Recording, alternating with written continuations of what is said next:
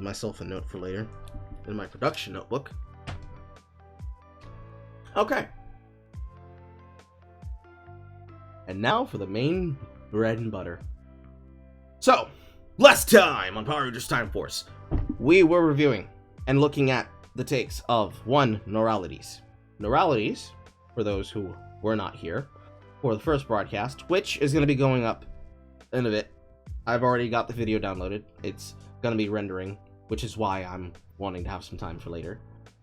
What we covered last time was the first out of 3 videos that I chose to go over and cover on their channel. This is a internet... let's call them an internet commentary person on anime. The first one that we saw was I'm Tired of Isekai. Unfortunately, because I do thorough L posting, we watched it and I made sure to keep a list of what we saw. The arguments, as they exist and as we've learned, about Nora stands as the follows. They have a problem with anime, but they're a person who suffers from recency bias. They claim that they are so into anime because they love anime that's made for women. Sailor Moon popped a pussy. But as we go through the video, and as I take notes, you see, the arguments start falling the fuck apart. The last part from what we learned from her video is that her entire channel here, this one, right here, right here, this entire channel was literally created out of spite. Because, and I quote, there are not enough female anime YouTubers on Twitch. Granted, they do, in fact, indeed, refer to the VTuber, and refer to SidSnap, and also refer to Aki Dearest. But they literally threw every single male and female anime YouTuber under the bus because she doesn't like the normal discourse. And, as we're going to learn, going through video number 2, how coded character design works, we're going to learn whatever bad takes they have. I imagine it's going to be annoying. Might even do a re-up for later, but this thumbnail, or rather this text file, and all other text files will be made available on the videos that they will be posted to, so that you can follow along too, and you can come up with your own takes. Everything here that I'm proposing is open source, essentially. Creative Commons. Have at it, create from what you want, do whatever you need, I don't care. That being said, let us begin, starting with posting some L's, shall we?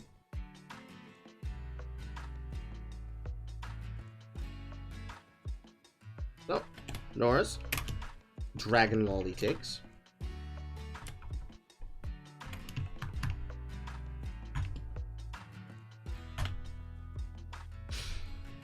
Oh, this is gonna possibly make my chest hurt, and not in a good way.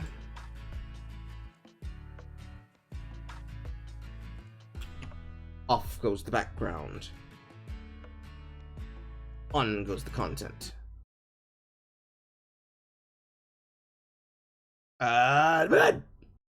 Want to sit this one out. Content warning: mentions and discussions of sexualization of children, pedophilia, and child pornography. If any— oh boy, we're already in. We're already in. 0th argument. Fucking Christ.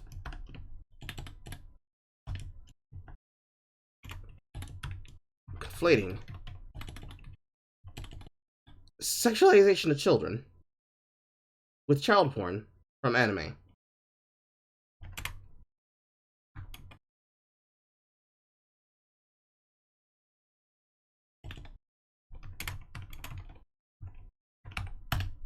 I don't really give a shit what people try to say about this, having worked as an actual fucking state agent, putting actual pedophiles in prison. If you are somebody who sits down and when you choose to watch ecchi animes, or animes like Dragon Maid, and you get upset about things like Kana, and you don't see it anything other than what it is, which is cute, ecchi girl shit, I don't know what the fuck to say to you. I honestly don't. but to conflate that as pedophilia and child pornography. When cuties exists, pain. If any of these topics are upsetting to Also, we're watching on 2x speed. This video is not that long, but we shouldn't be here that often compared to this one. you, you may just want to sit this one out. I wanted to like Kobayashi's Dragon Maid. It's a wholesome romance between a monster and human, and an openly queer romance at that, which ends up exploring the nature of found families, which, as I discussed in my last video, is one of my favorite types of story in media. For context, I have seen the first season of Kobayashi's Dragon Maid a couple of years ago. This was back when I still naively listened to AniTuber recommendations, and I wanted to see a cute, lighthearted gay romance between a dragon maid and her tired, cynical crush. Oh my lord.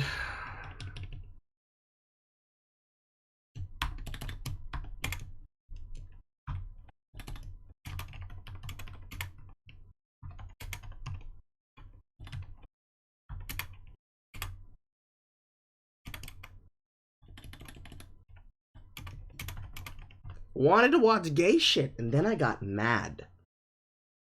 My lord. You know, I don't know why people do that to themselves. Decide that, hey, I'm gonna watch a series, but you know what? I'm instead of just allowing myself to watch cute shit and just letting it go in and out of the year, instead I have to preamble my work by saying, bro, I just wanted to watch girls kissing, and now I have to write about lollies. What the fuck? What the actual fuck? Who goes in to shit?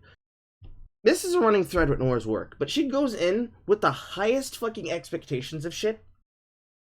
From the last one, she chooses to go into shit like ReZero, and when watching a scene that is supposed to explain how down bad the main character is, being a person who has to relive his fucking lives after dying and rewinding time from his death, as he's going on a fucking long spiel on his mental anguish and torture, and watching a scene where this dude's coming unraveled apart, she's the kind of person that'll sit there and be like, yeah, I understand the point of the scene, but that doesn't make me like him as a character, because, like, he's not, it's wish fulfillment, you see, and so that means when he does shit like this, that makes him privileged.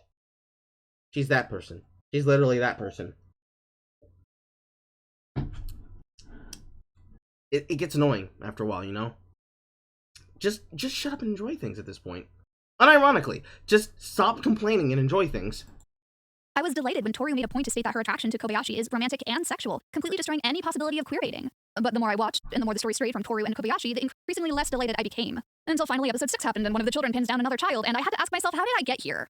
Dragon Maid recently came under fire when the new season was announced and this character dropped, and everybody lost their minds. There were a ton of different gut reactions, from her design is terrible to Ilulu did nothing wrong and I stand Ilulu, and her character is great to her design is pedophilic. There were people trying to redesign her and fix her. With everyone on Twitter being vocally opinionated about what is a very sensitive issue, it made me realize that maybe they didn't know what they were talking about or what.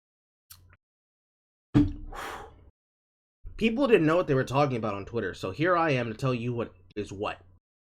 Me, the person who only watches seasonal shit in the first place.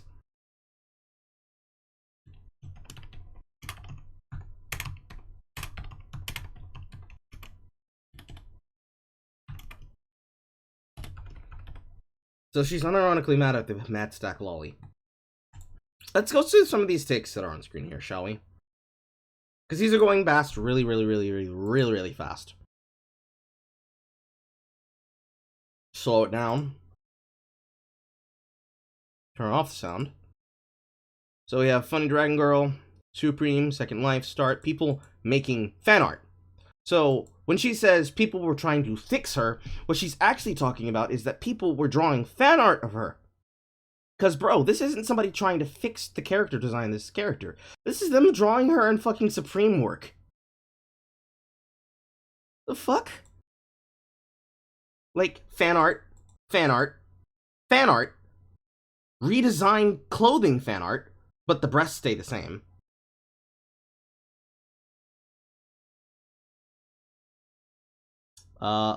People referencing the fact that there was this happening at the same time as the controversy and drama with the redesign for Lola Bunny for Space Jam 2: A New Legacy. People referencing the manga. People making chibi art. Fan art. Speed painting. Fan art. A comic with fan art. a joke comic referencing her boob size. More speed painting. more speed painting, and everybody laughing. This, I know, I recognize this GIF. I own this GIF. And this particular take in question, if I can try to zoom it in, there we go. It's not that, it's just that the character looks like a toddler and has big breasts. It's different if the character looked older. Something isn't okay if the character looks very young and has big fucking milkers, my man.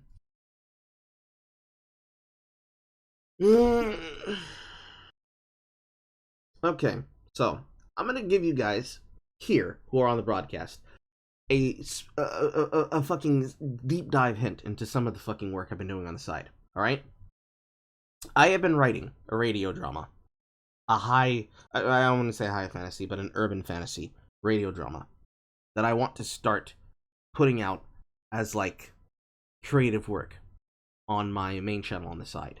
It was what I was doing during the coof and during the quarantine to try and keep my head on straight.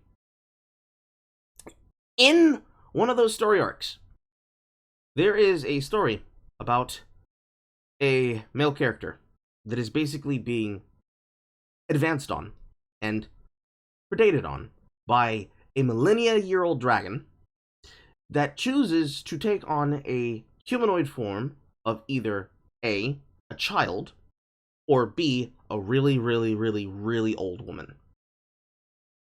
And the reason I wrote that character like that, the basically sexual predator dragon lady, because it is a series about like half-human dragons, to be exact. The reason I wrote the character like that was because of the inspiration that I got from Icewind Dale.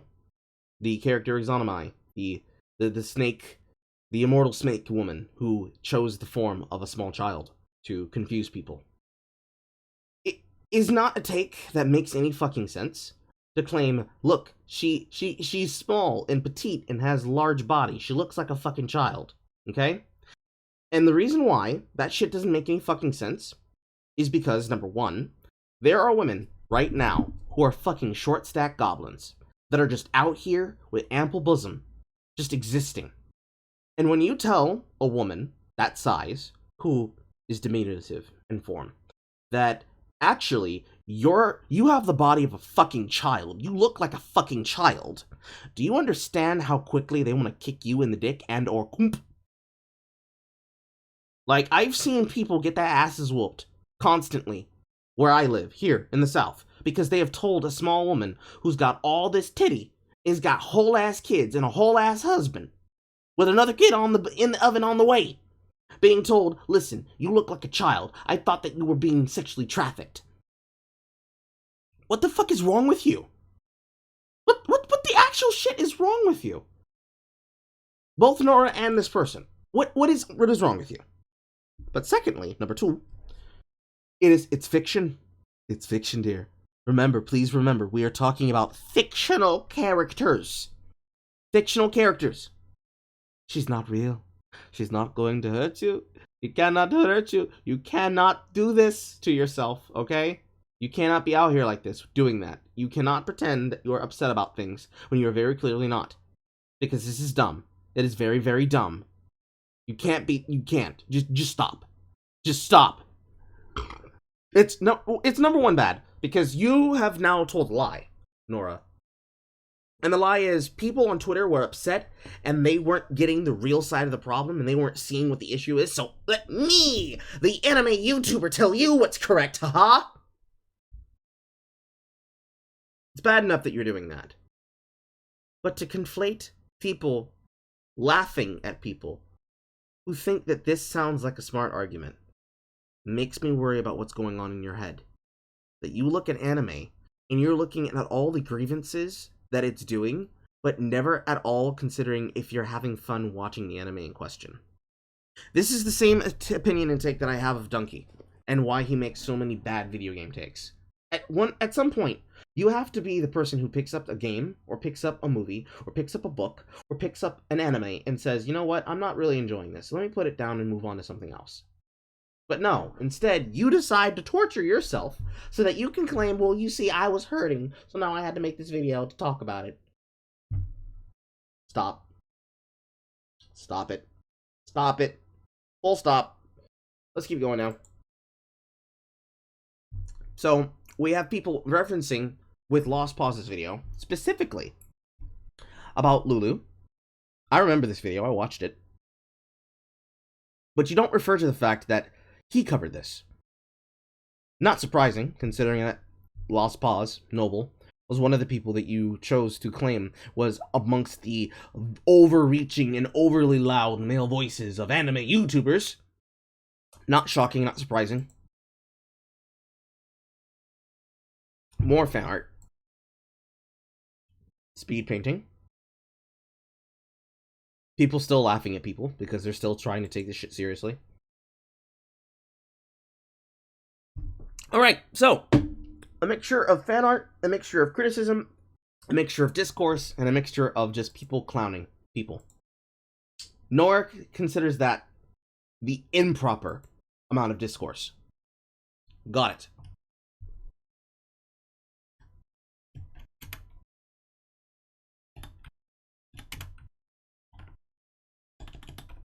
I'm just gonna write that one as tone policing the internet.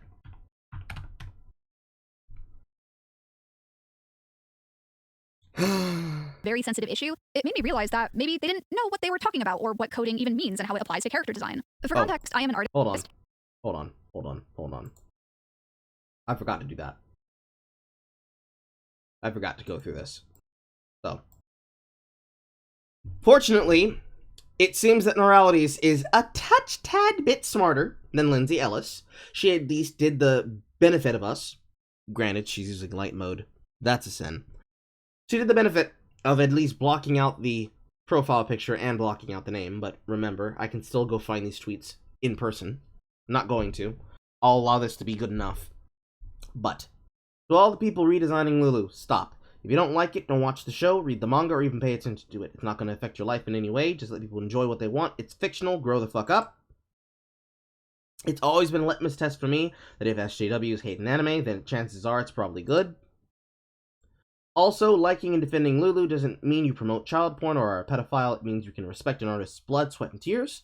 Creating a character without reference is hard. Creating a manga is hard. You whining lowers the self-esteem of so many others. Just gonna say, Scale Annie was recovering from an arson attack since 2019. If Lulu character design can cause you to flame, then you need to help. She's over 5,000 years old. She says she's 16 because of appearance. If a character can make you cry, then leave social media for a while.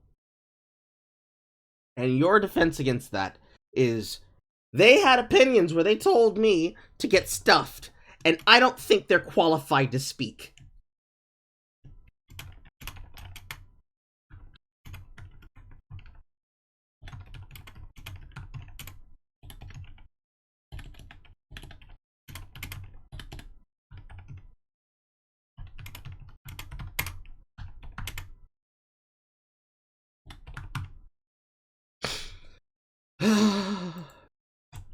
Hey, hi, hello, I'm Noralities. Welcome to my TED Talk. I really hope this isn't your first video you're seeing of mine because I usually try to stay in my lane and avoid meaningless discourse. But I went to a fine art school where I learned That's lie.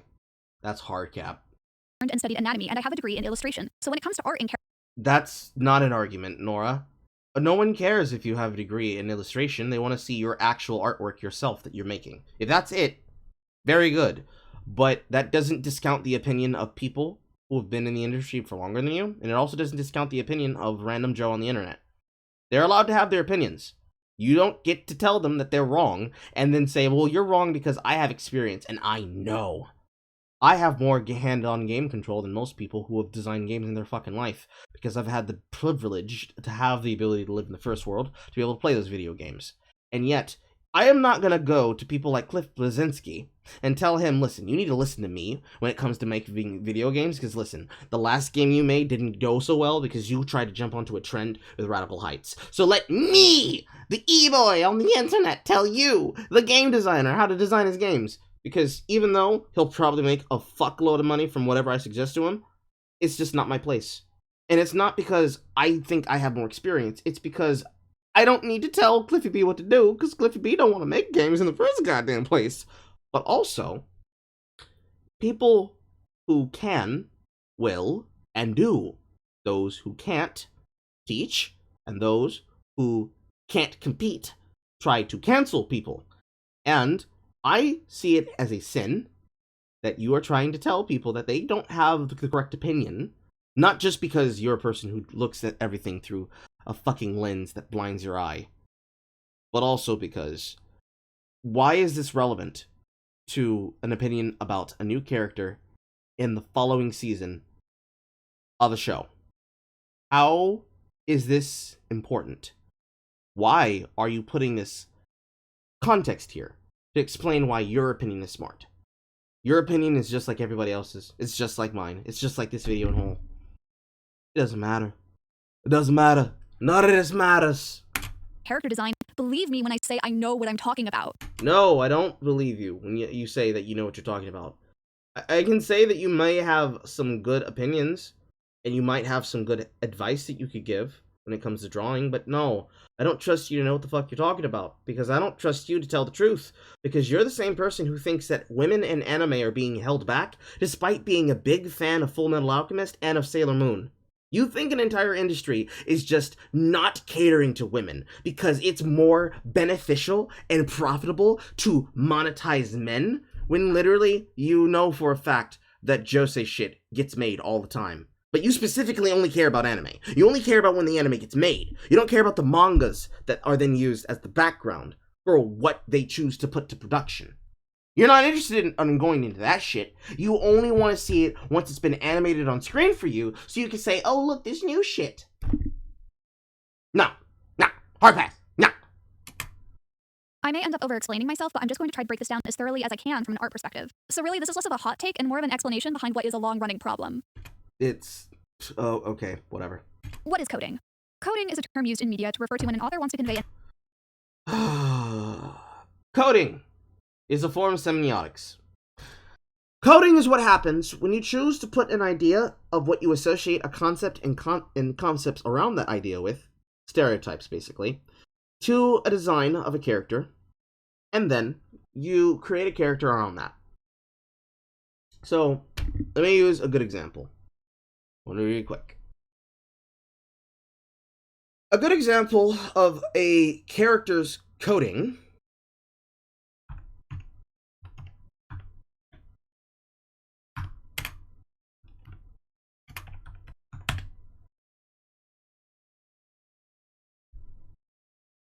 Let me see if I can fucking find it. I'll just look up the video itself. I'll just look up the video itself and hope that HBO is not a dick.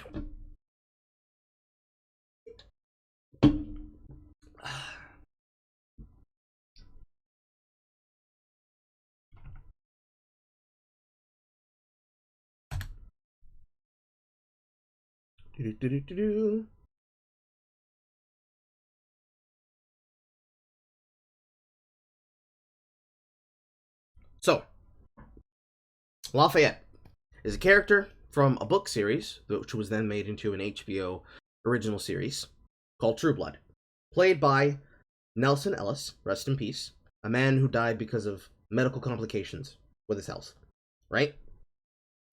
When she says coding, what she means is the following. Lafayette is a black, gay, Louisianan short order cook who's sassy, but does not take shit, and should never be confused as a soft man, despite being gay. When you get all of these descriptors applied to his character, what a person would think of is traditionally, basically, a drag queen. Because yes, he wears makeup. And yes, he is sassy. But at the same time, he will fuck your shit up. If you were to take those stereotypes and apply them to other people, effectively, you would be coding the character as queer and or gay, if not literally making them transgender. The same thing exists with the character of Dib from the Crying Game. Or Dill, excuse me, Dill from the Crying Game. Or, if you're a Toku fan, the same concept could be applied to this character, Lafayette,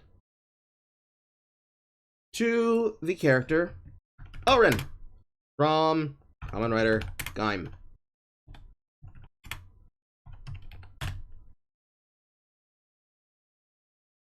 Let's see if we can find a fucking proper picture of the character, actor, and makeup. Here we go. His character is very much coded the same way. Throw them up side by side for you. Make it easier.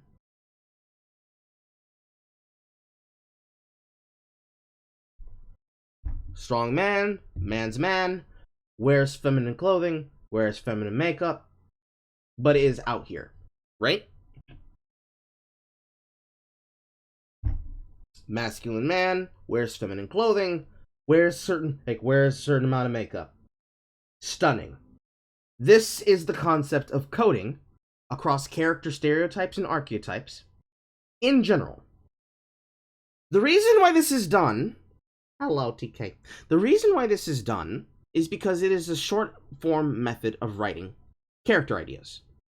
If I wanted to establish that a character was like Oren or was like Lafayette, people who have dimensions to the character, I would use those stereotypes associated with them. Like, if I wanted to write a stereotype of a gangbanger who actually is book smart as well as street smart and applies both of those to help themselves,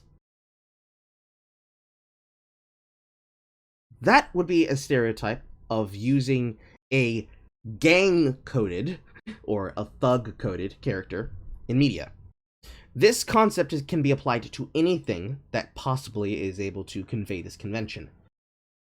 Problem with this is that the way that semiotics gets used by YouTubers, and the reason why I'm even choosing to explain this before we go on, is because I am going to suspect that she's about to... Oh, whoa, thank you. Thank you, the animality. I'm gonna suspect that Nora is about to give me some gobbledygook bullshit to try and justify whatever brain damage is about to come out of her face. It is now officially 12.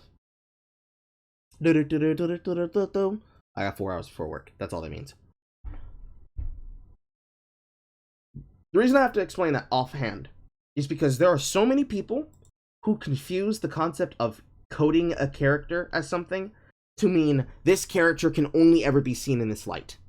Right? Because this is the problem with coding.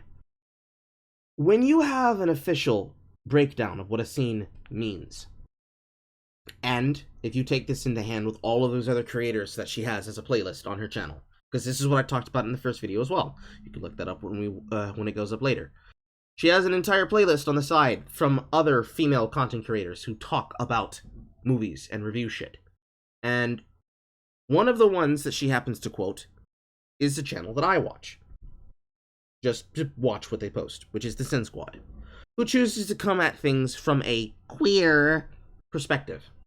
And there's somebody who very much is a Fujoshi, who looks at content and says, listen, you don't have to take my interpretation. If you like the original interpretation of the story, you can have that. But in my queer view, and what they mean by in my queer view, in my feminist view, under this feminist lens, in my perspective, from the artistic perspective, what she actually means is, to me, personally, because I choose to put my politics first through everything, when I look at this character, I think of them as something completely different than what they are, because in media, the footprint of content creation tells me that the only thing this character is important for, and can ever be, is the thing that I assume they are. So when she sees a lolly character with huge stack honking fat fucking milkers, what she sees is child porn. That's why I explained that there are women that are out here like this. It's the same idea behind screaming, "Where are her organs?" when you see a thin woman with ridiculously huge, large honkers. The same concept applies. You're choosing to analyze and take fault with the fact that reality exists, and remembering that fiction and reality are not the same thing. You cannot make a claim, because this is the take I think she's about to make. You cannot claim that a woman who happens to be short and has large breasts is child-coded, and therefore anytime you see an actual child with breasts is supposed to be somebody sexualizing them. It was supposed to be somebody trying to sexualize them. Only a person with brain damage would try to make an association like that. So, in lieu of that, let's go ahead and just not, shall we? An aspect of a character to the audience, but does not want to or maybe isn't allowed to explicitly state what that aspect is. And sometimes the character may not even literally be the thing that they are being coded as. For instance, Renaissance-era Disney villains were often designed and behaved in a way that read to the audience as queer-coded. That is exactly why I just said what I said. No! Disney villains are not queer-coded. They're not queer-coded in the way that you would assume, at least. Especially the 90s ones, the good ones. The reason why Scar is flamboyant and speaks the way he does is because Lion King is essentially a anthropomorphized character story of South African royalty and all of the things that happen inside of dramas. He is a villain who is being bombastic and flamboyant because it is meant to be a part of his character design that he is cunning, cynical, and methodical in how he executes his plans. And it is an important factor in understanding why he is so iconic, why Ursula, who also gets accused of this, is so iconic, why somebody like, say, I'm trying to remember the villain for Princess and the Frog. I'm trying to remember his name. His name's not coming to me because I'm just thinking of David Frank. But Dr. Facilier. And why characters like Dr. Facilier are the way they are. They are representations of the characters that they're meant to be. Scar is meant to be a flamboyant schemer who is a part of a monarchy and a hierarchy, showing that to the audience so that kids can understand this is the villain without having to say this is the villain. Claiming that characters must be queer-coded, claiming that Jafar must be queer-coded, Ursula must be queer-coded, Scar must be queer-coded, is the most head-ass shit I've seen since the last head-ass shit I've seen.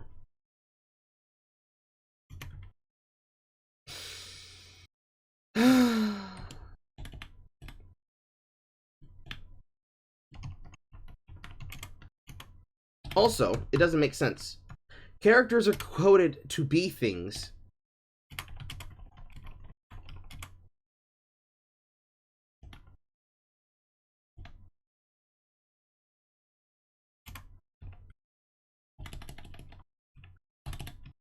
that they aren't explicitly. I can't spell explicitly, but implicitly. What you're arguing, Nora, is implicit bias. You're arguing something that nobody can be able to defend against because that is an assumption that you've made in your head. Because you're looking at everything through a perspective. What I would suggest is taking the fucking lens of truth monocle off of your face and just letting things exist.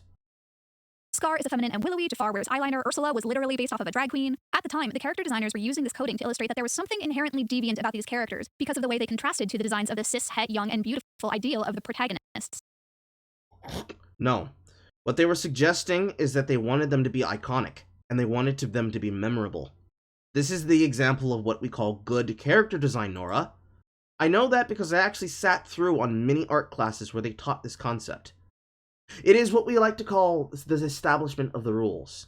You learn what the rules are, so you know when you can bend and break them to make something that is...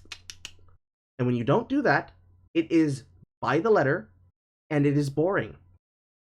These things are iconic not just because they were made in a hodgepodge time period, as a capsule that encapsulates all of the good parts of the idea of that environment, but when you contrast them against their modern-day creations, you can see the effect that this has when you do shit, like deciding to do things for representation.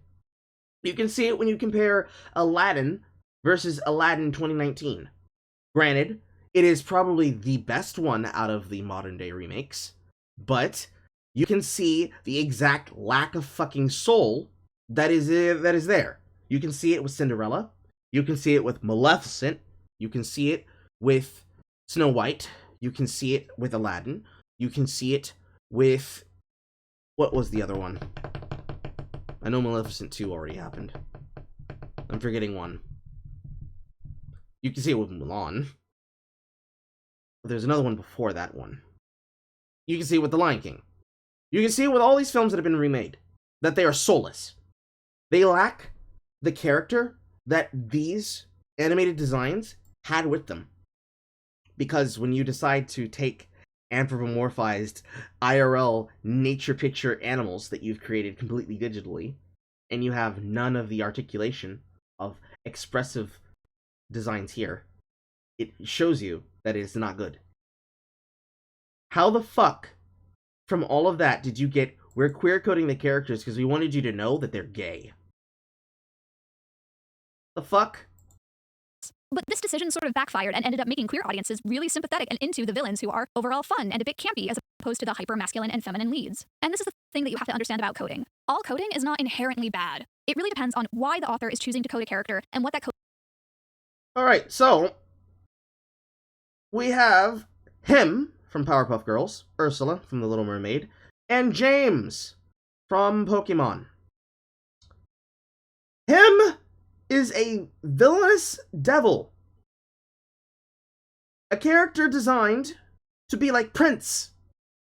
Somebody who can wear metrosexual, if not effeminate clothing, but still exudes an aura.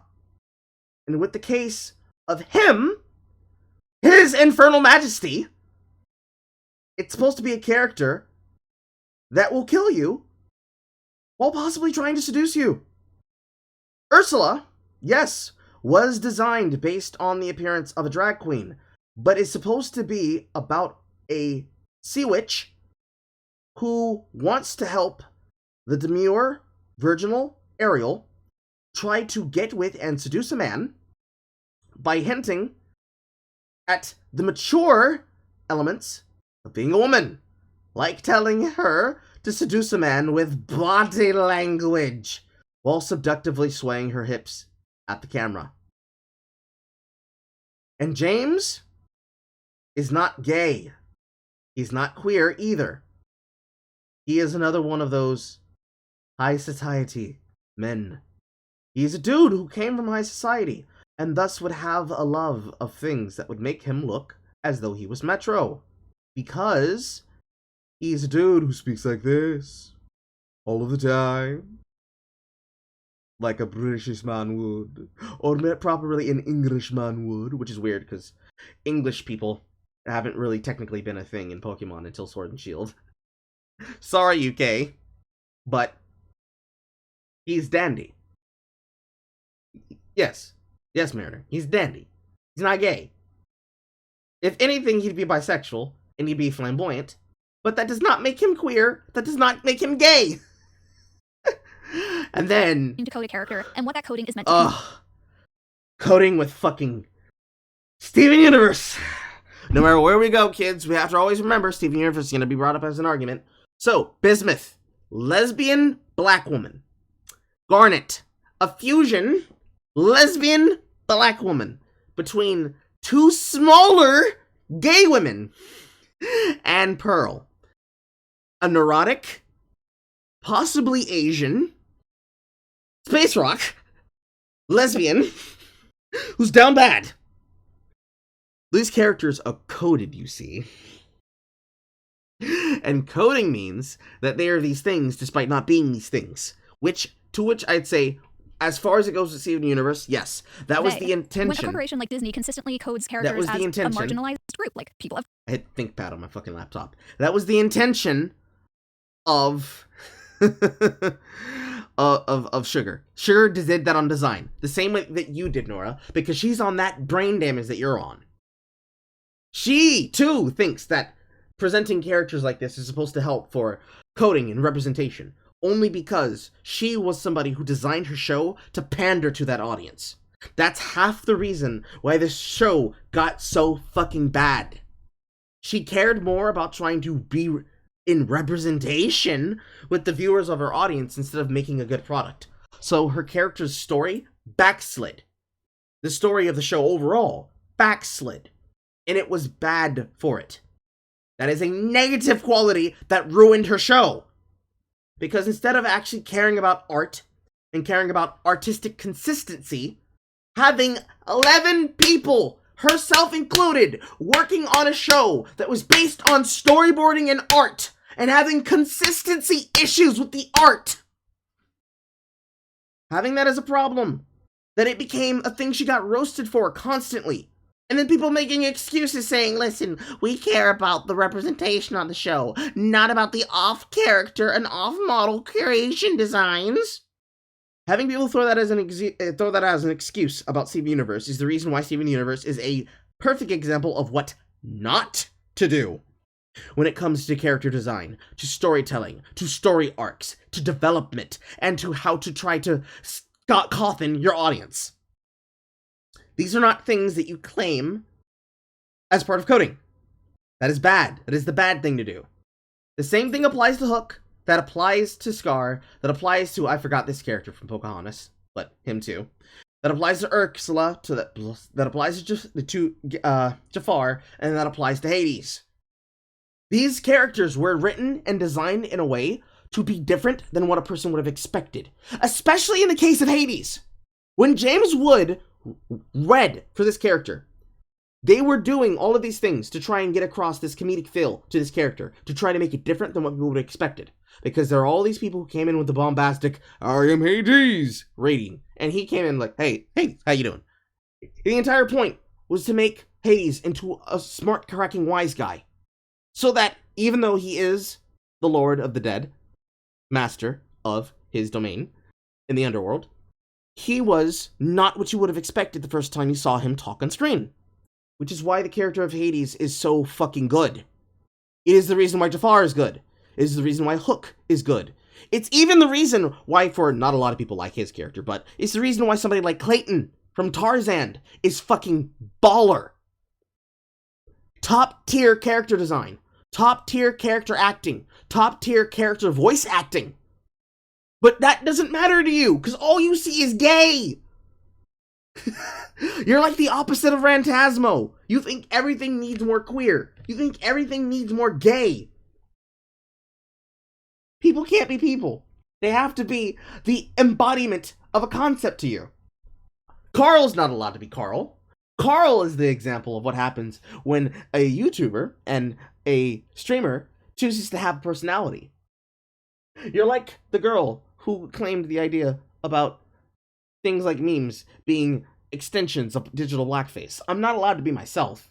Instead, I represent an overall overbranching idea.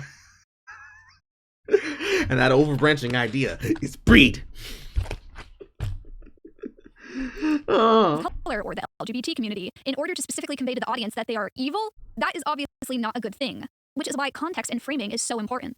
What is child coding? Like queer coding, child coding isn't inherently problematic, it just depends on how it's used. Like, Baby Yoda is child coded, this robot is child coded, Koroks and Kodama are also child coded. Child coding just means that a character has design elements that make them read to the audience as childlike even when they may not be children in a technical sense.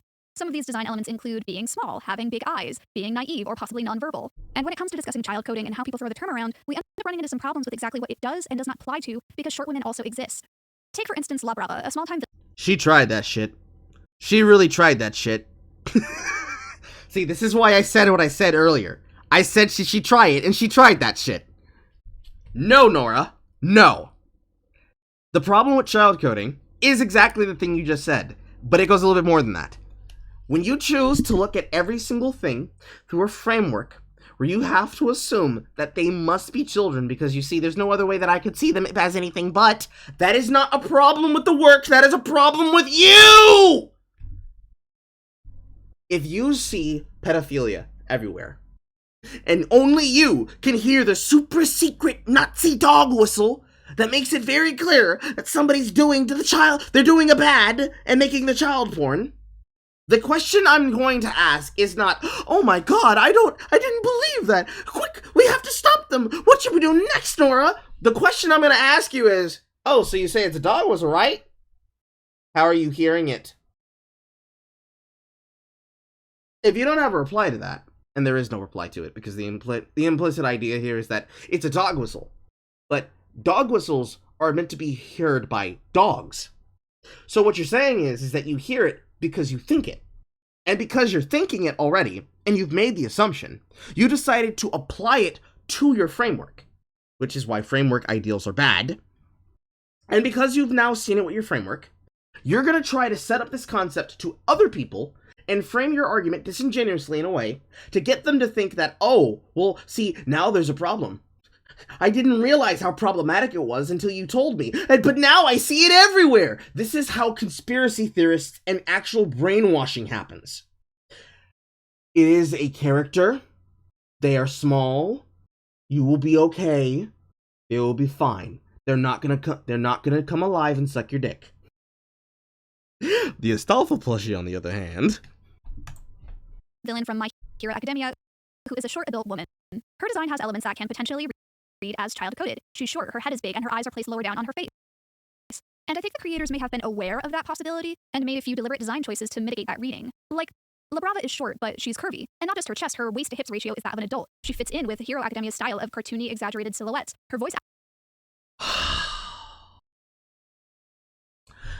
The character, very clearly, is not a child, but I will continue to say that they are child-coded because I have chosen to read these things out, and now I have to explain myself out of the hole I just dug. Fuck.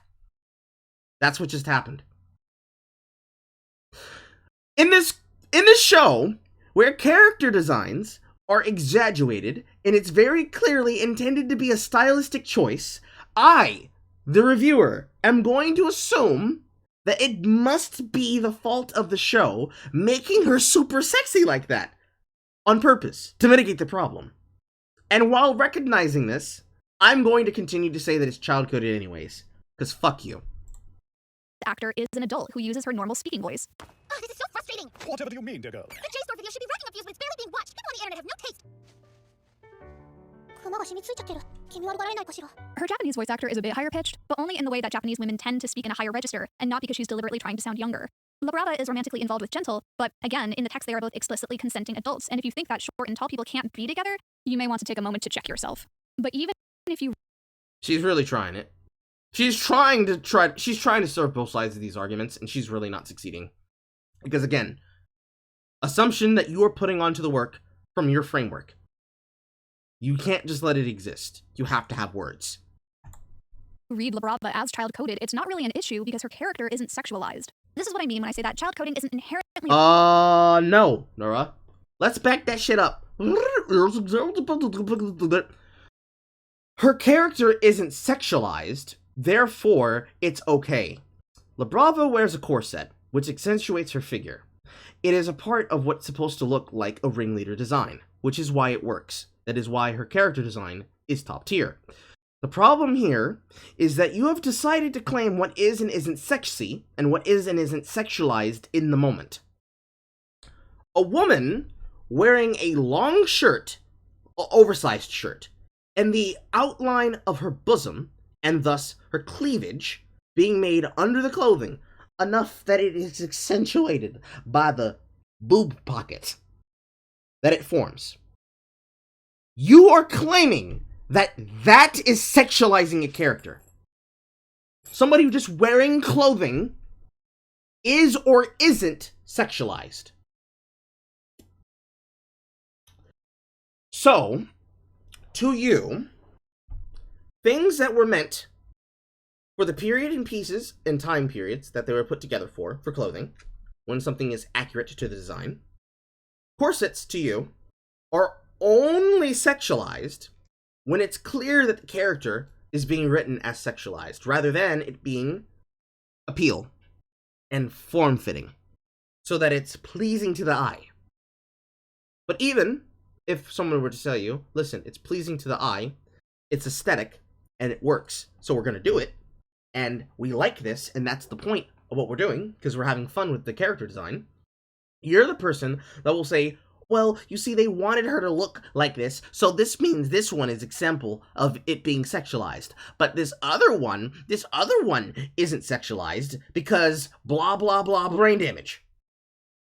It's like going through and looking at all the character designs of Kobayashi Mist Dragon, right?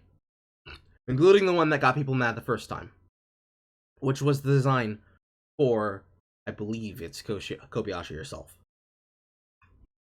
The taller big booby dragon lady. The implicit point you're trying to make here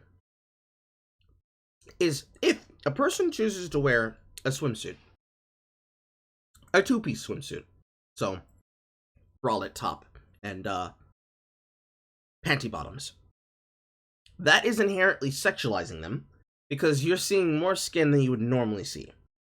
Whereas compared to a one-piece swimsuit, even if it's a one-piece that has multiple fucking pieces and parts of it, if you were to go with, say, the standard school form-fitting swimwear uniform or exercise activities, a solid one-piece suit that is skin-tugging, that is and isn't sexualized based on the context.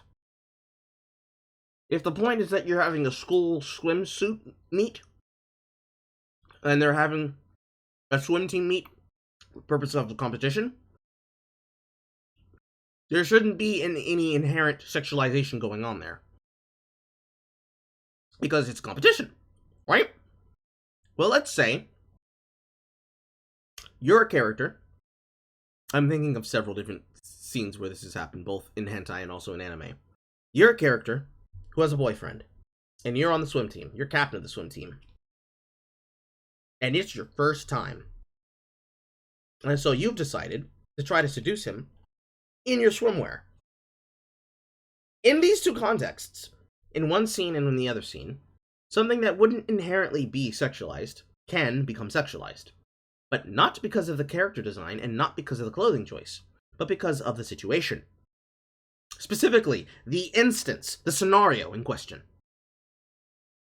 Now, clearly there is a difference between that and this.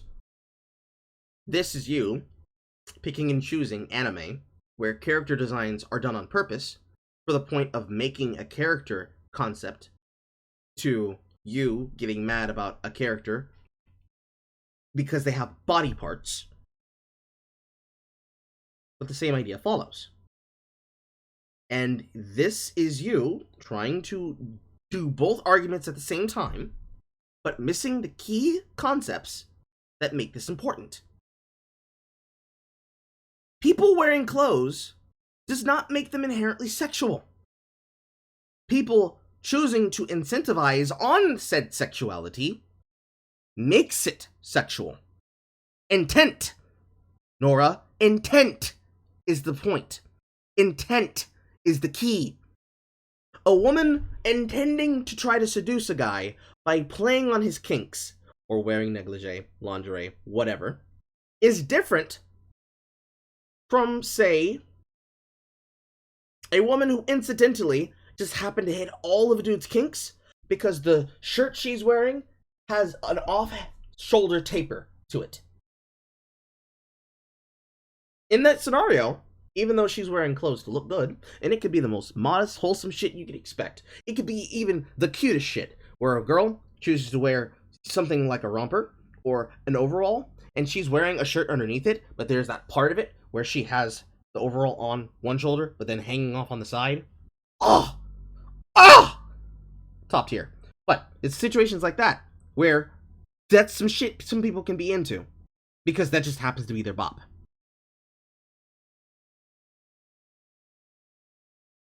You have removed the intent of people. And in a vacuum, have decided to ordain on high what you think is and isn't sexualized. And listen, you just gotta stop. You just gotta stop. Just stop. Let people enjoy things. Character isn't sexualized. This is what I mean when I say that child coding isn't inherently a problem, but it becomes one when the characters are not explicitly adults and are also being sexualized. Which brings me back to the impetus for this video and how this all applies to Dragon Maid. So in the case of Dragon Maid, like putting Ilalu aside, like we're not even going to get to her yet, we have to address that Kana is designed to be a child and is also sexualized. Now, right out of the gate, some people will try to argue that she's not technically a child because she's a dragon and they age differently and she's really like 1,000. But even by dragon standards, she is still a child. Toru and Kobayashi act as her adopted paternal figures. She goes to elementary school and is in the 3rd grade. On her trivia page, it states that her human appearance mimics that of an 8 or 9-year-old. She is referred to as a child in the text multiple times, and she is also wearing thigh highs. I don't even know how to... And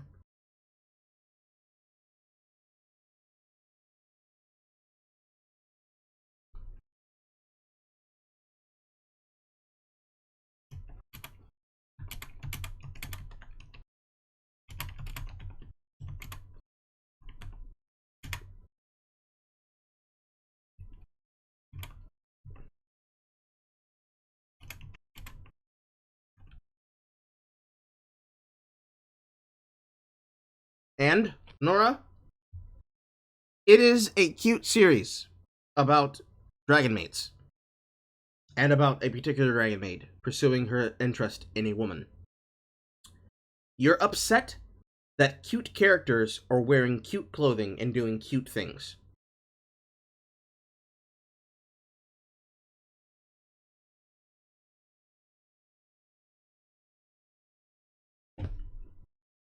To begin how to explain this, but thigh highs are a sexually charged piece of clothing in a way that stockings or knee socks. They are not sexualized in that way. Oh my god, you're doing it again. Okay, so, since she's not going to tell the truth, I'll tell the truth for you.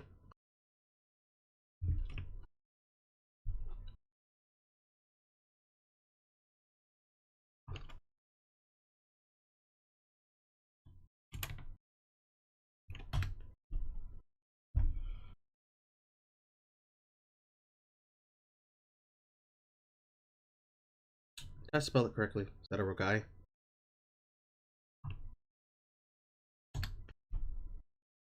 It's Ryoki. There we go.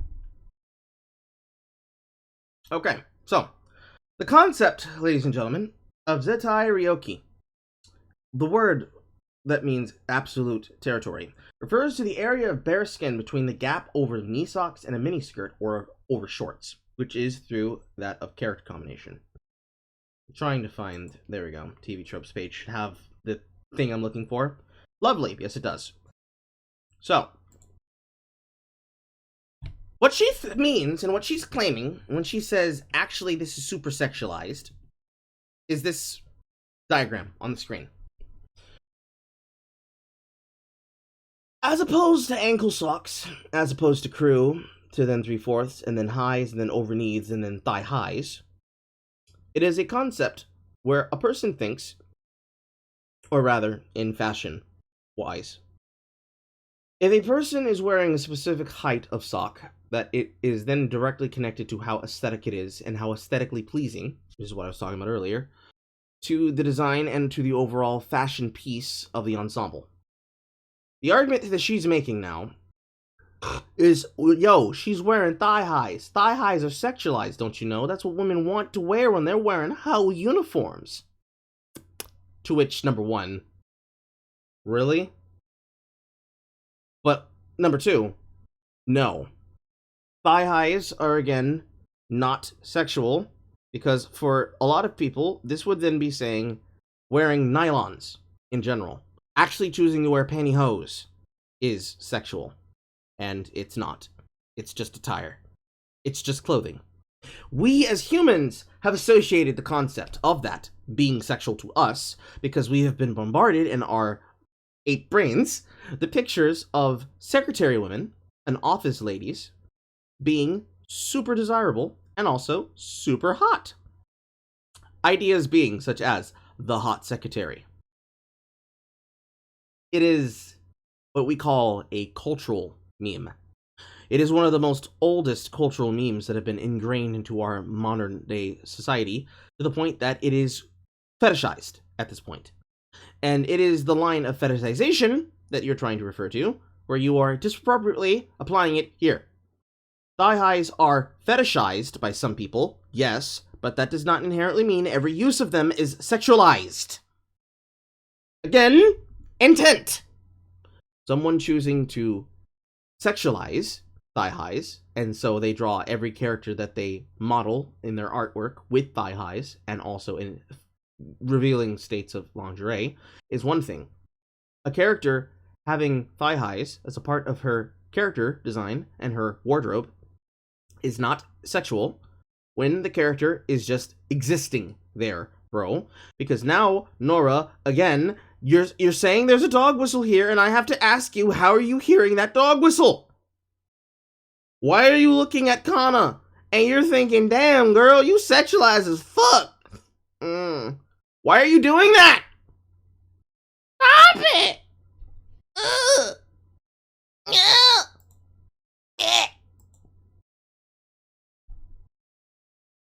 Just are not. Apparently, there is even a Japanese term that refers to the gap between the skirt and thigh highs that was popularized due to anime and moe subculture. If she were just wearing socks or even stockings, this wouldn't be a problem if the framing didn't also sexualize her. I'm going to very quickly show some of the clips of how the framing sexualizes Kana, and here's the timestamp to skip it if you just can't deal with that today. Okay? Okay. じゃあカンナさん、私の部屋で遊びましょう。うん。緑。カンナさんって柔らかい。ここね。はい。私、ここが落ち着く。じゃあ、もっと仲良くしよう。その心の準備が最高。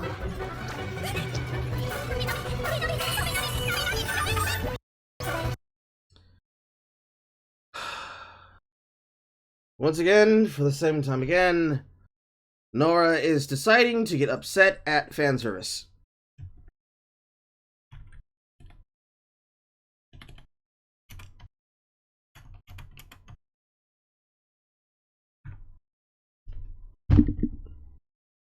What is this? Number fucking 10? If I added on from the last video?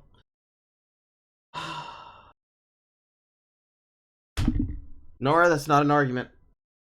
You're watching a fan service series that has cute girls and hot women in it. Please learn to deal with women's bodies. Please stop being stupid. Stop it. Stop. It's mentally exhausting.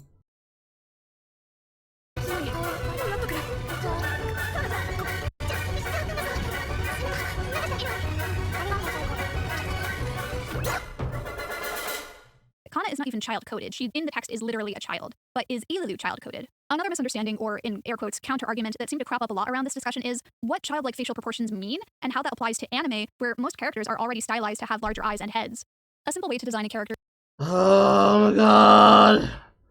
No. Absolutely not. No. Stop it with the proportionality bullshit. Fictional characters!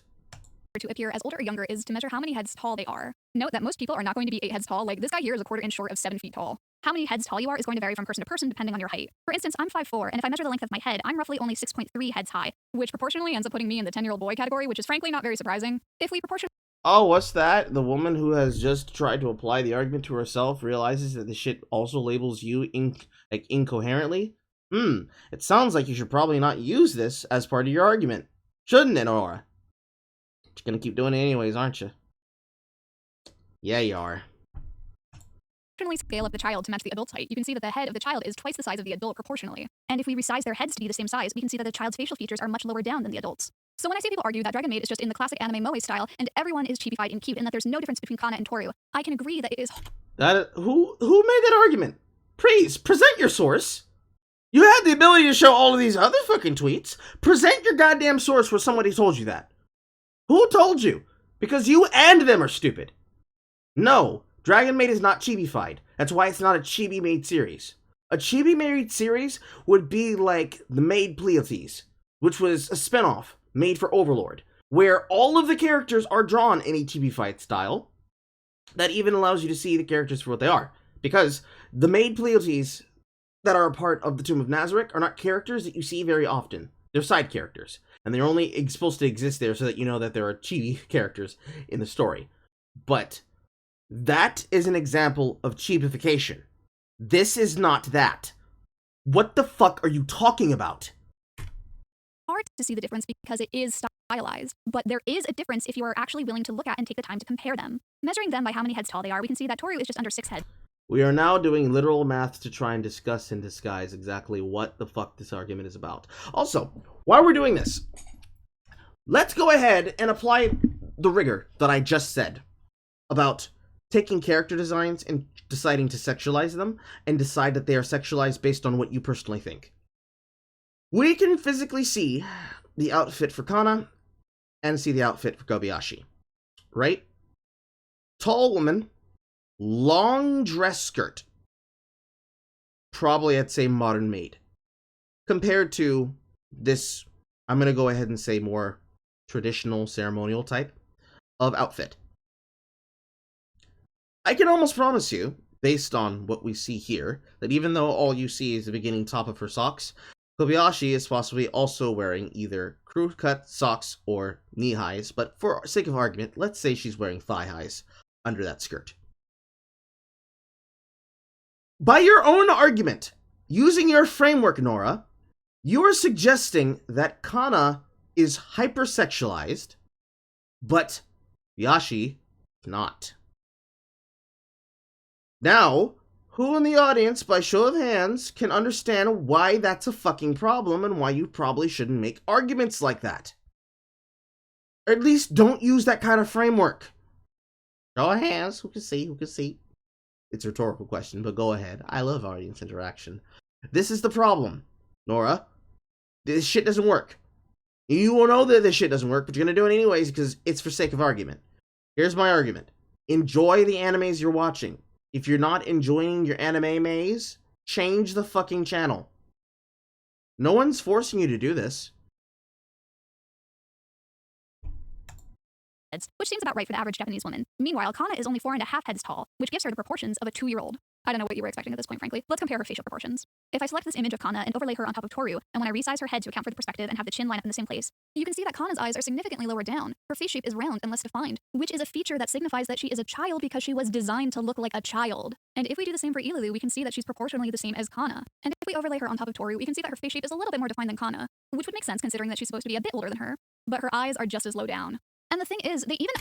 You are literally claiming the argument of, listen guys, they're both looking like children because you see, I have done this math that allows me to say that they look like children. So scientifically and artistically, rhetorically correct, I am right. You can't argue with that. That's hard maths.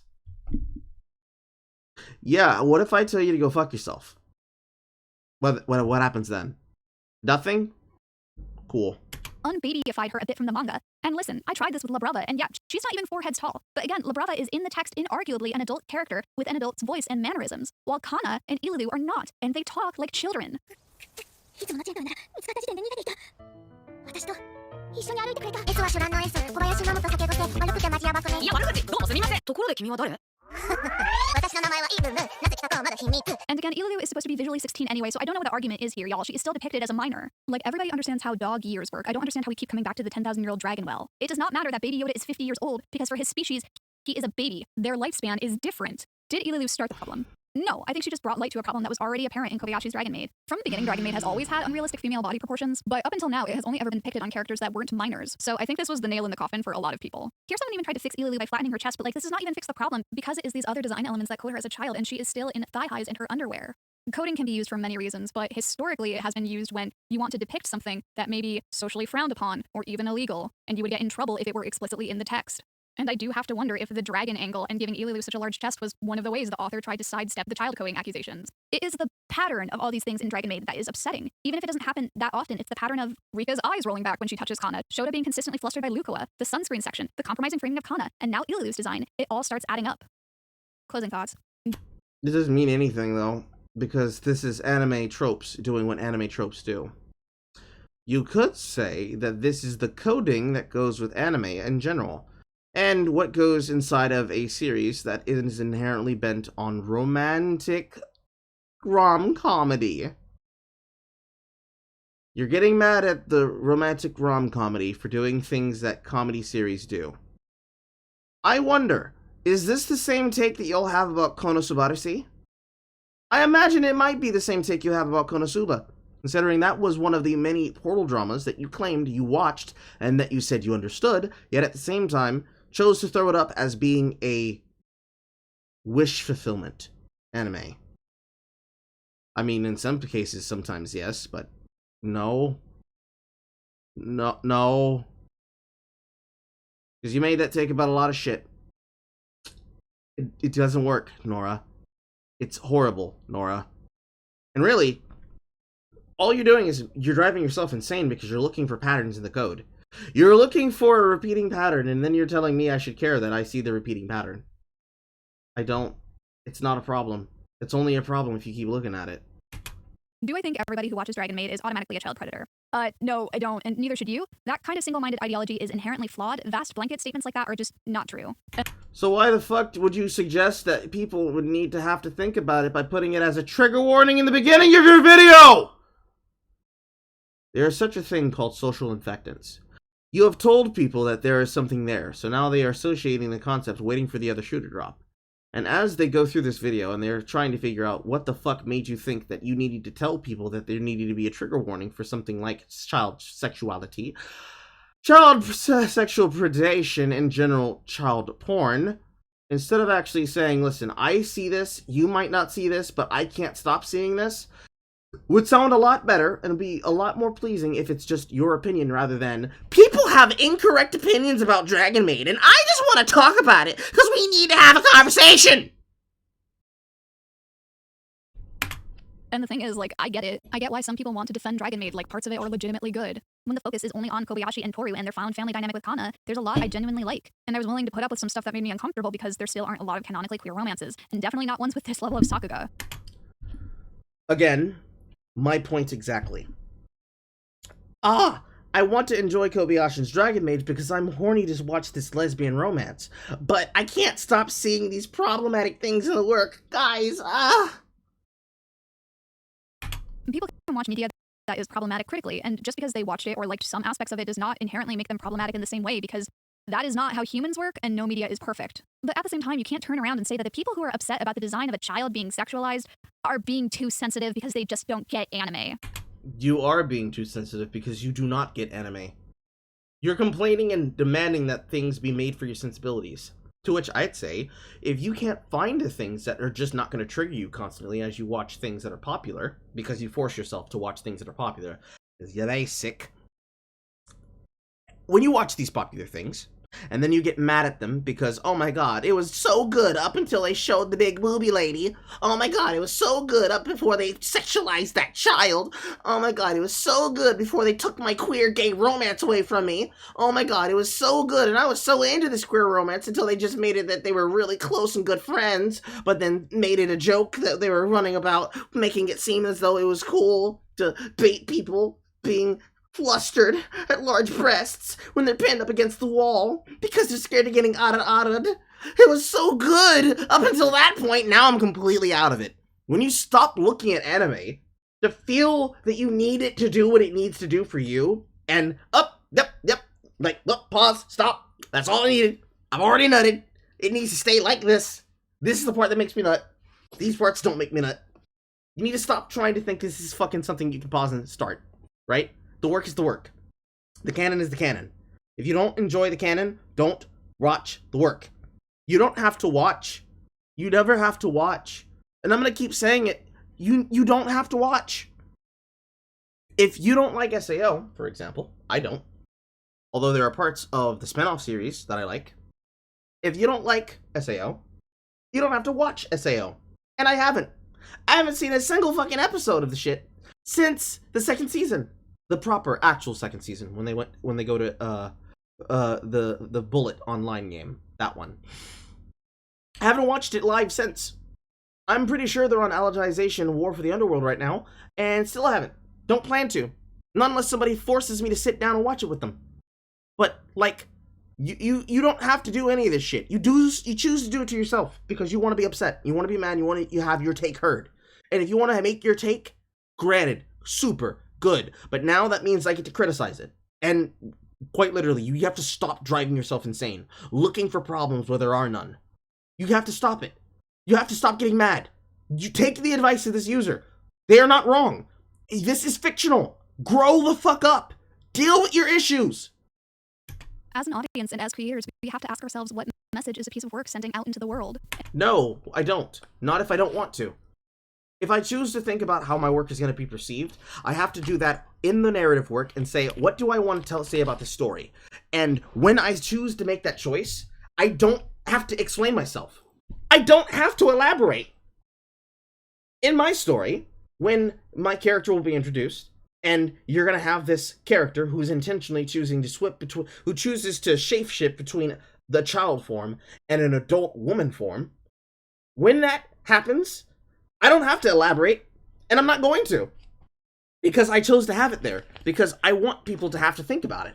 I want them to think about what's happening, and I want to see what their reaction is going to be to what happens. Not specifically the thing that's being done, but to how it is effectively used in the story to communicate the point that I want to get across. It is bullshit to think otherwise. Sometimes the curtains are just blue, bitch.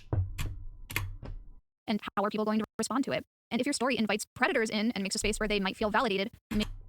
Oh boy. If your work makes a space for predators where they can feel validated for liking children, what's wrong with you? Fuck off. Fuck off. maybe you should assess yourself and consider making some changes. So with that being said, I don't think I'm going to partake in season 2 of Kobayashi's Dragon Maid. And also, to everyone watching this who managed to get this far, this is not an excuse to go out and dox people on Twitter over their opinion on an anime. Like, please do. Except that's exactly what people are going to do, because that's what people that follow you will do, Nora. I already know, because I already looked into it. You can spend all your time fighting dragons if you want, but I'd rather try to fuck them. Not dox anyone, not just because doxing is horrible in and of itself, but when you try to attack... Also, Nora, no. That's not what doxing is. Doxing is not when you take screenshots of people's arguments on Twitter and then roast them on a stream, or on a video, or in a thread. That is not doxing. Doxing is the tradition of taking a person's online information and offline information. Quick rundown, folks. You're about to learn something about media marketing and about digital forensic upkeep. It is when you take the offline information and the online information and create what we call a digital doorstep. Because a dox is not your tweets on Twitter. A dox is not your name. A dox is your name, your date of birth, your home address, your places of business, the accounts that you own in personal public life that are associated with your brand. Your online brand, your offline brand, the activities that you've done, the people you've associated with, and any negative and positive behavior that has happened to you over the course of your life. Combining these together so that your private persona and your public persona are intrinsically and forever fused to each other. For example, Carl, SinglePlayerCarl, and Carlisle, one half of my actual last name, Carlisle is me in public. SinglePlayerCarl is me on the internet. When I was doxxed by Lauren Tiffany Atencio Cooper, Renfamous, the daughter of one Nicholas Wayne Atencio, who is a Republican who lives in Texas, in the area of Cyprus, who is a business venture capitalist, and his daughter, who is an extremely 25/8 online woke scold, decided to pay her personal friends and a member of the police department, which, by the way, that's a felony, to try and dox me on Twitter because she got mad that I roasted her about comic book facts. Them going through my personal social media without anything, apropos to fucking nothing, for the crime of roasting her about things that she didn't know and tried to talk about. And getting roasted for it. That gave her the implication that it was okay to try and look up my personal information on the internet through these back channels to try and create an identity that they can then send somebody after me for. Somebody, because of her choice, tried to pop up at my home. And they fucked around. And they found out. That is doxing. Trying to post people's information publicly online with the intention of something negative happening to them. Like hoping that they get swatted. Hoping that someone shows up to their home and does physical harm to them. Or terrorizes them in any way, shape, or form. Going out into the world and trying to go around the places where they frequent in the hopes that you can have a physical encounter with them out in the wild. That is what doxing is. Doxing is not people laughing at you on the internet and making fun of you. Stop this nonsense! People who engage in fictional media that depict sensitive topics like abuse or pedophilia, you are minimizing the problem of actual real-world abuse and pedophilia. Which is why I'm not even really that upset about Ilulu, but it's easier to explain some of these problems in the context around her design, and not the things that I can't even address because they are infinitely more upsetting. No, you can't address them because you're too bitch-made for it, but since you can't, I will because I've handled it.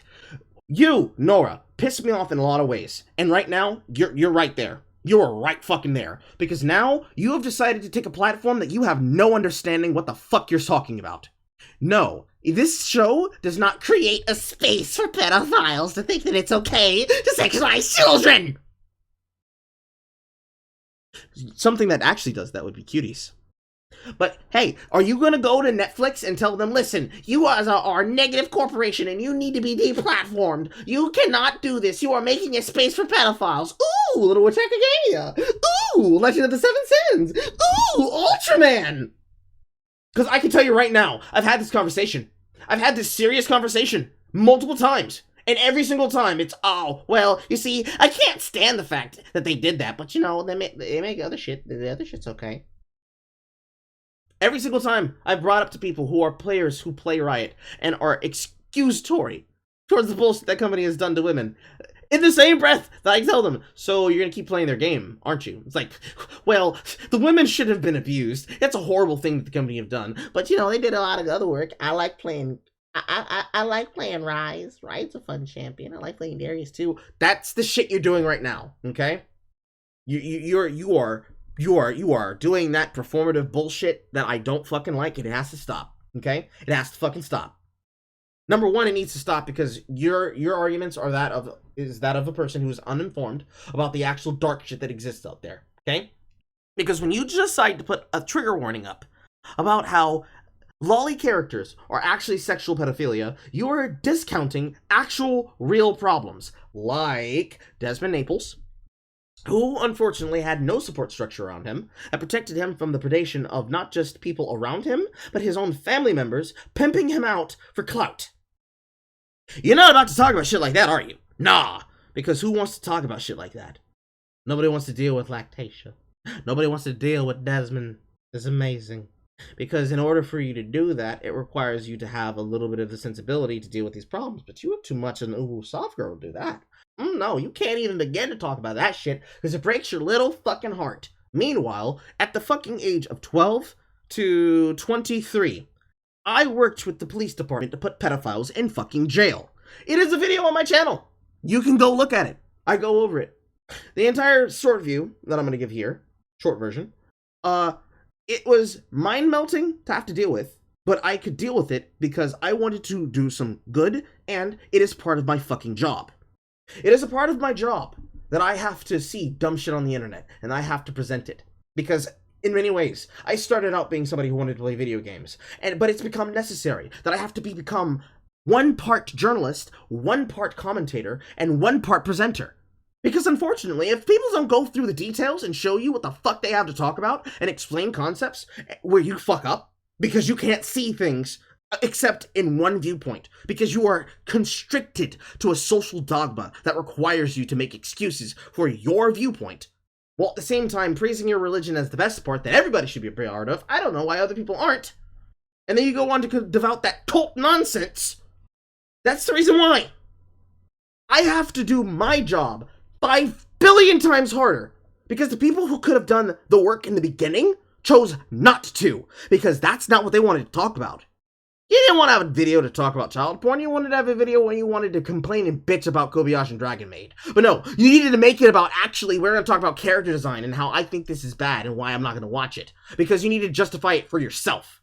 Not just for your audience, not just to create content from the audience, but just so you can be mad. Do better, Nora. Do fucking better. Like, there are still people out there making lengthy video essays about Rurouni Kenshin and how it's a masterpiece, when in 2017 the author was charged for the possession of child pornography and confessed to being attracted to 10 to 15-year-old girls.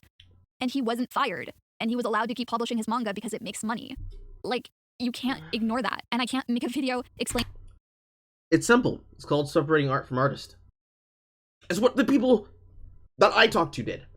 They said, oh, well, you see, that was the company. The company was responsible for that, not the people. But the problem is that the people in the company who have the ability to do things with this knew the shit was happening for years and said nothing.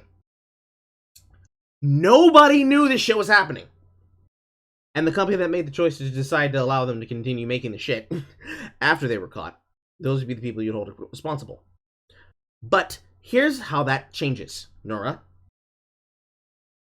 You pick up a Rurouni Kenshin book, and then somebody tells you that the funds that you're about to use will eventually be used to buy child porn. but you really want to read Rurouni Kenshin. What do you do? Do you A, buy the book anyways because, well, art versus artist? Do you B, not buy the book because, well, you can't have your money go towards paying for something so fucking heinous? Or do you C, go onto the internet and read the scans that have been fully uploaded in HD res for free and say, yeah, the book is good, but fuck that guy? Which one of these things do you do to allow yourself to have the freedom from knowing that you are not morally responsible for paying for the continued pain and torment of people who are victimized? The correct answer is all, because it's your choice. That is your choice to choose. But if you want to make this a moral argument, which is what you're doing, you're trying to make it a moral argument, not a sensible argument based on customer interaction and based on consumerism, or capitalism rather. If you want to make it a moral argument, the correct answer in this scenario would be C, because you're not physically supporting the potential harm of children, and at the same time, you still get to enjoy the thing you originally set out to enjoy. A lot of people compartmentalize their emotions like that. I dislike that they do that. I would like them to try and think about what they're doing and what they're saying when they try to make arguments like this, because if you are not capable of following through with your argumentation, it means you are doing it for performative reasons. You have done this for performative reasons. People who decide to say that they care so much about queerness, but at the same breath can be able to call somebody out a name, don't actually care about that person. They care about the ideology that says that they should look good at all times, and anything that makes them not look good is a problem that must be erased. That is the reality of this issue. That is the thing that you are doing. You need to stop doing it. Fix your shit! Explain why that is a bad thing, because it is so obviously a bad thing that no one in their right mind would try to defend it. And if you continue to monetarily support his work while knowing what he's done, you are supporting his actions in at least a small way. Anyway, I'm not plugging in Thank you for proving the point that I just made. Wonderful. anything on this one. This topic is just too heavy. My links are all in the description. I hope this video was helpful or validating or just another breath of, oh, thank God, I'm not crazy. I didn't think I needed to talk about this, but apparently I did, so thank you all for listening. Catch you in the next one for something less heavy. I'm signing out, and I just want to let you know that everything's gonna be okay. Pain. Also, that's funny. Your idea of something that is less heavy is you talking about cancel culture. Oh! But that is the take. That is the stream. And as the video ends, so too does the stream. Comments, questions, and concerns, ladies and gentlemen, before I leave. Well, and thank you to everybody who's new here. I hope you come back again soon. I will be here again probably tomorrow, if I'm able to wake up before noon. If I don't wake up before noon and I don't go live, you know why. Today is my third day of work, so tomorrow will be the last day of work for this week. And then things will pick up back again on Friday. Or no, not Friday, Thursday. I'm thinking Thursday, I'm gonna go back to playing Mega Man Legends 2. Because originally my plan was to play Mega Man Legends on the weekend. And this was before the job was confirmed. This is why I kept it under wraps. But I'm feeling like every Thursday would be a Mega Man Legends 2 day. Maybe Friday as well. It depends. I have to think about it. As for streaming, it depends on when it happens, night. If it happens later at night, for what is like past 5 p.m. to 5 a.m. for me, I will not be able to be live in the chat. But I'll check it out after it's done streaming.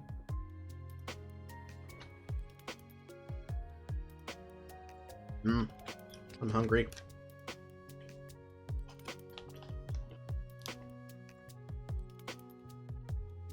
9 p.m? Yeah, I wouldn't be able to make it.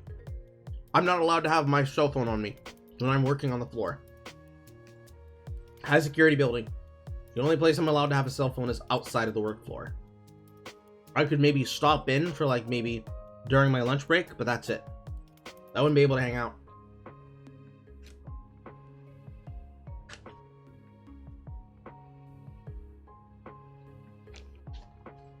4 p.m. EST. Yeah, I still wouldn't be able to. I'd have like maybe an hour, or rather 30 minutes before work, because my work schedule requires me to get to my job by 5. And then on Tuesdays, 5:45. It would be the same situation. I'd just be able to peek my head in at the beginning, and then I'd disappear like a ninja in the night. But I will check it out afterwards.